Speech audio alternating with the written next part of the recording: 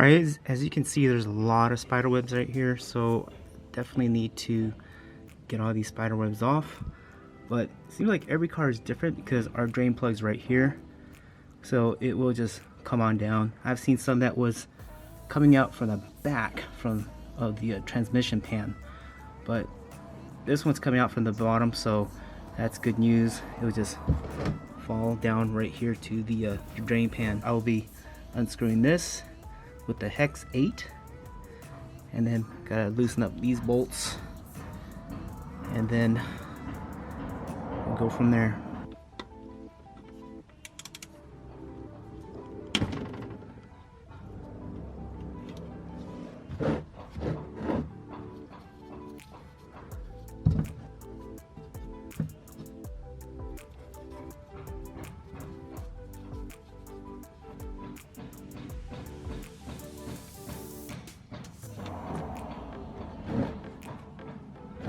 Look how black that is. It hasn't been changed in a while, so.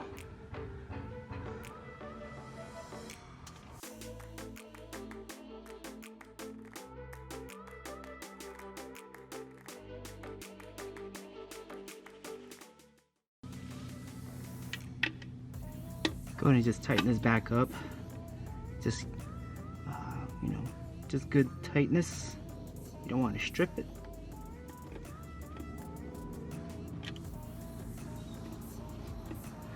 Then I'm going to start working from the back to loosen up the back, so that way the oil, whatever is left inside this pan, will start dripping backwards this way. Using an extension to get this out.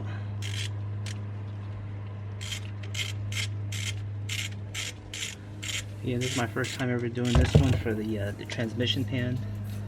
So these are 10 mil bolts. I can't see that.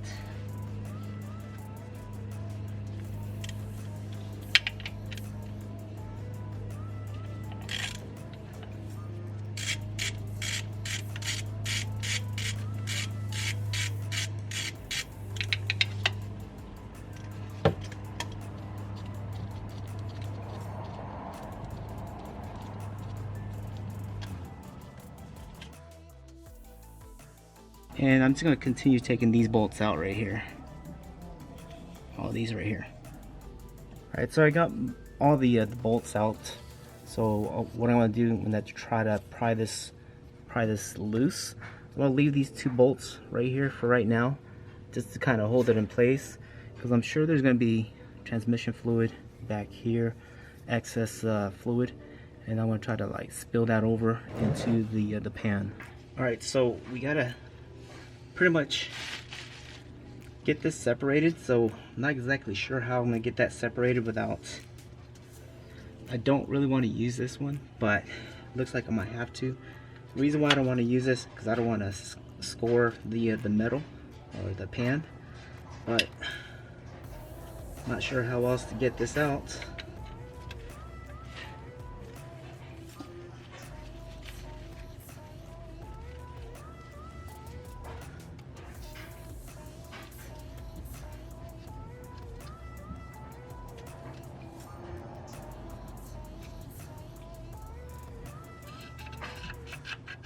Alright, so I'm using a pry bar.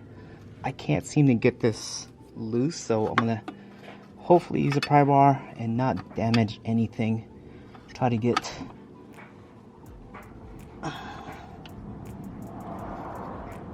it's really stuck on there.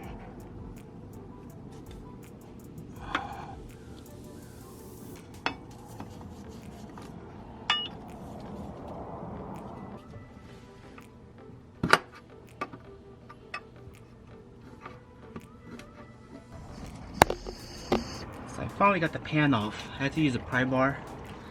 Use it like right about here. And there's your excess fluid coming out.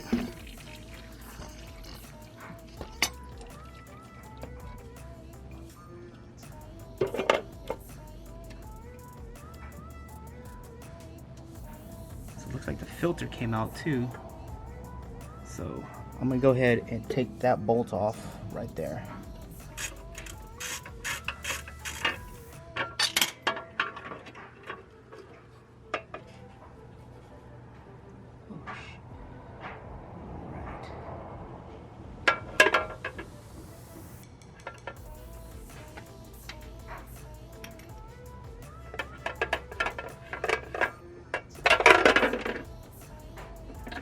here's the filter.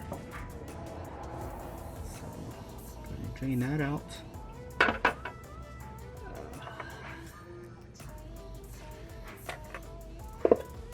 And then excess fluid is in the pan still, so I'm gonna go ahead and just dump this out too.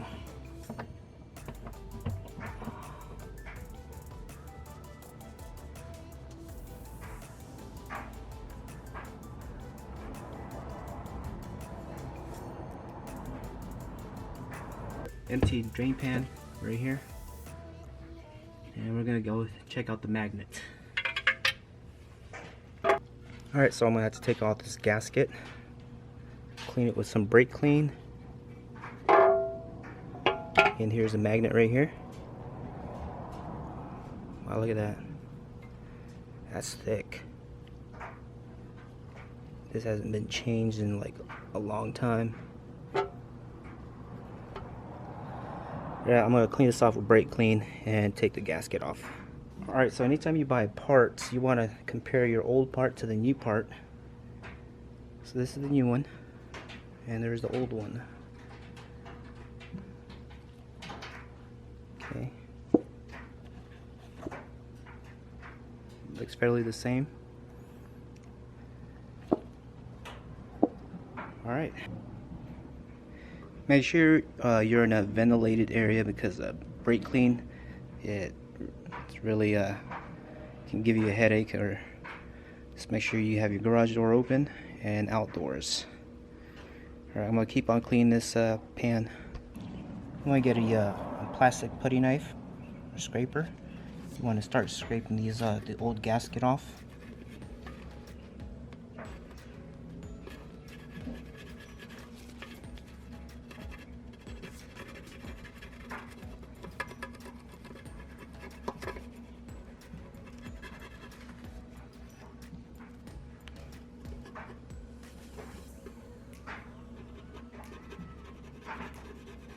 This is probably going to be the most time-consuming portion right here, is taking the old gasket off.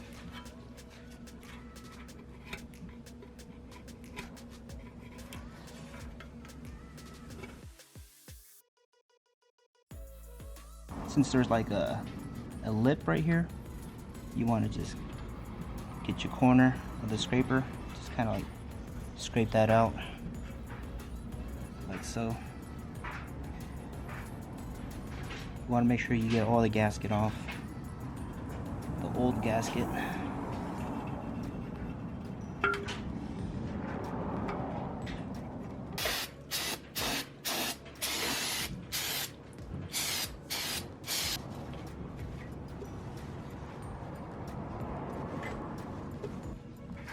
Alright, I'm almost pretty much done.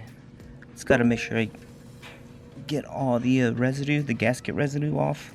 I know it just seems very tiny, but you don't want to half-ass this thing, so make sure you get all the residue off. But fairly, you got most of it off.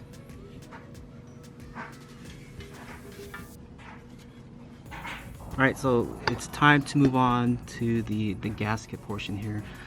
Again, it took me about 10 to 15 minutes to take out all the gasket from the transmission pan. So now I'm going to work on this. So just use your plastic scraper to scrape off the excess or the residue, the gasket residue.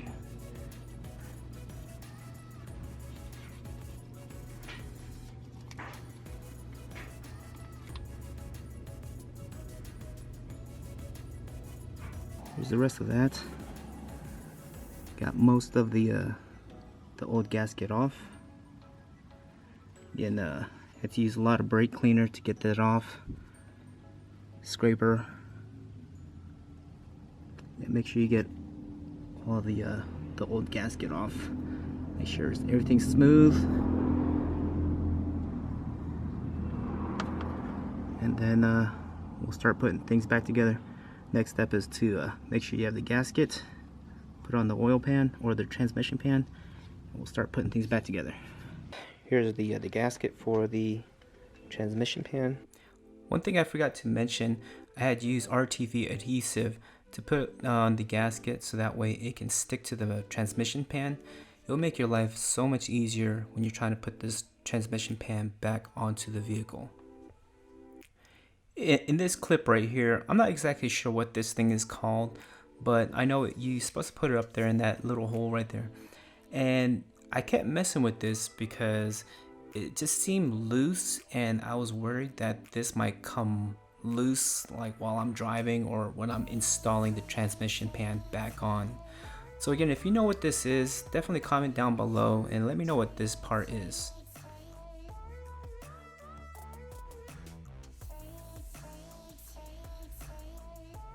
Alright, so I hope you found this video informative, and I'm hoping you learned something from my experience. So if you could do me a favor and subscribe to my channel, like the video, hit that notification button, and definitely leave me some feedback down below. Alright, so make sure you subscribe. Alright, so in the next few minutes, you will see my frustration with this transmission pan. I was just having so much problems trying to get this thing back onto the vehicle.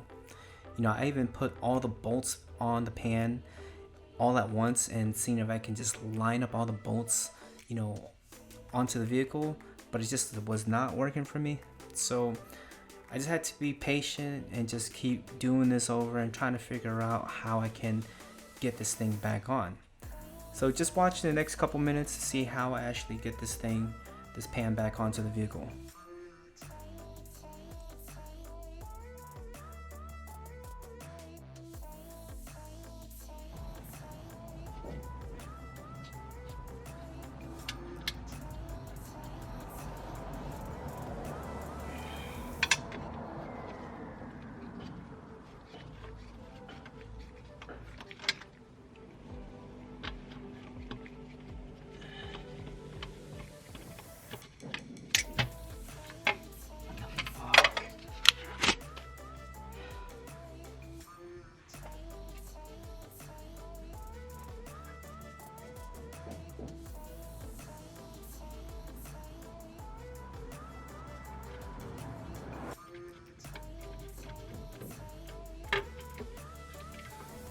Alright, I finally got the pan on. Had a little trouble getting it on to lining up. So what I had to do was start from this side, kind of like flip it, like fit it in there and then flip it this way, if that makes sense. But for some reason I couldn't get it straight up like this because it just wasn't sitting flush. So I had to like start from this end, this side, and then kind of just flip it that way. Now I'm just going to tighten up all the bolts and then lower the car down.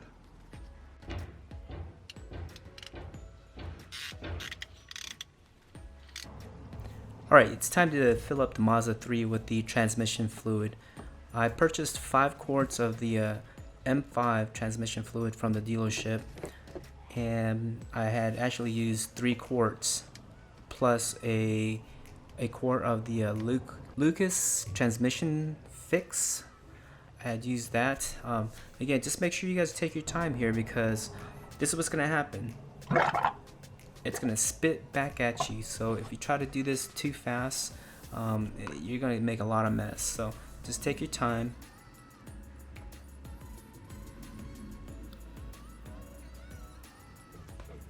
As I said earlier, I'm using the Lucas transmission fix to hopefully stop any transmission slip, because my Mazda 3's got close to 200,000 miles right now, so I just wanted to prevent any future transmission slippage. So I'm adding this on here, and just take your time with this because it is really thick. It'll probably take you like 4 minutes or so.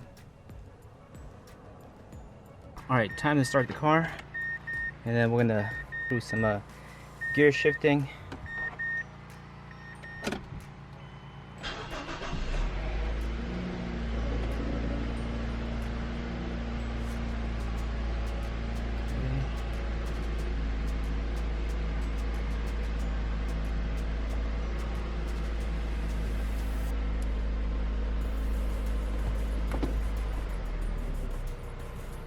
Just let it cycle through.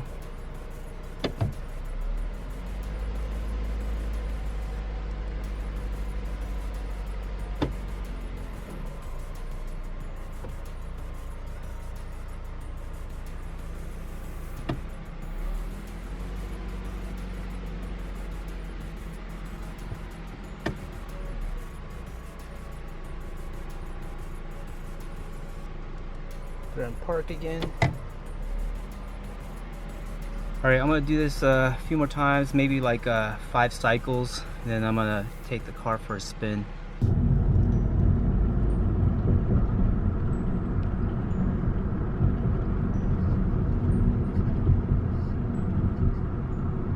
Slowing down 20 miles an hour and still in 4th gear.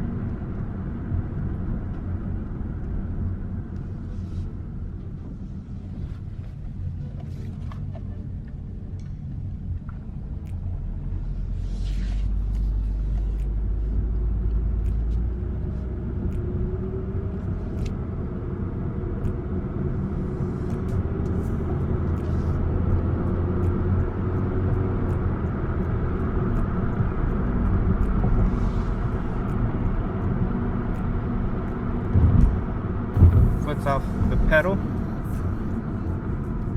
gas pedal, foot's off the gas pedal, it shifts down.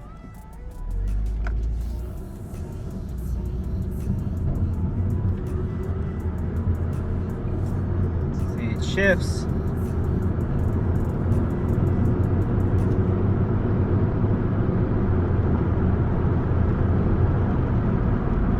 Then when I let my foot off the gas, it should shift down as we're slowing down, but it's not.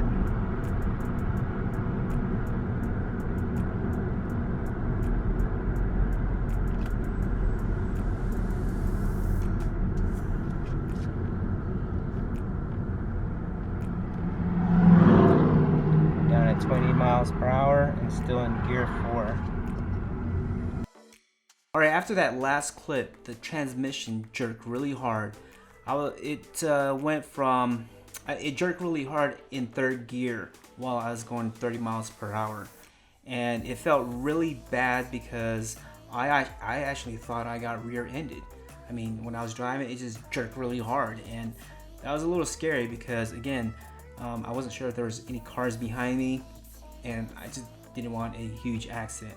That's why it's very, very important that you, fix any transmission problems with your car, especially the TCM. So obviously the filter change and the fluid change, the transmission fluid change, didn't fix the problem.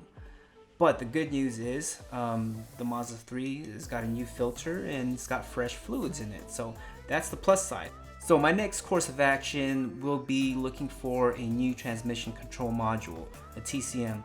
I've done a lot of research and it seems like the 2005, 2000 through 2009 Mazda 3s, the transmission control module typically goes out because of the extreme heat from the transmission. Because if you guys don't know, the TCM sits right on top of the transmission, and there's resin on the bottom of that TCM, and it goes out. I mean, it thins away because from the heat, and then it affects the computer components. Alright, so I hope you guys enjoyed my video. Again, please like the video. Make sure you guys subscribe to my channel, and just comment down below and let me know how I did with this tutorial. I've never done tutorials like this. I'm not a car mechanic, so obviously this is not what I do, but I was able to do this. It wasn't that difficult. So if you're looking into saving money, make sure you guys look into fixing these car problems yourself in order to save some money, because I haven't calculated what it would have cost if I were to get this fixed at a dealership, but I'm sure it's pretty pricey, because again, the transmission control module brand new from the dealership is going to cost me $900. So I pretty much saved a lot of money doing it myself. So again, comment down below, subscribe to my channel, and until next time, I'll see you guys later. Make sure you guys watch my next video on the TCM issues. All right, peace.